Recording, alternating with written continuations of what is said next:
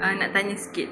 Siapa ada anak yang anak dia selalu je sesama, batuk, demam. Sekejap pagi-pagi mesti bersin ke. Cuba korang bagi anak makanan yang tinggi vitamin C.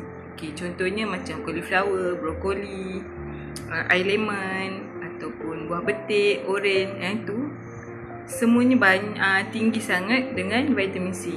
Dan hari ni juga Cik Zam nak sharekan satu vitamin C yang mengandungi buah betik, buah oren yang sangat-sangat tinggi dengan vitamin C.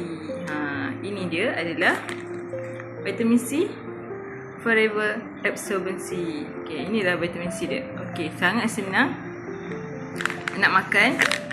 Okay, macam ni ada. Okay, keluar air. Okay, senang je nak makan. Okay, macam ni je. Ni tengok kat sini dia ada serat-serat. Kita nampak serat. Okay, sangat mudah nak makan. Gigit je dah hancur. Yang penting dalam vitamin C ni juga mengandungi madu. Madu tu sangat bagus untuk tingkatkan anak-anak punya imun sistem.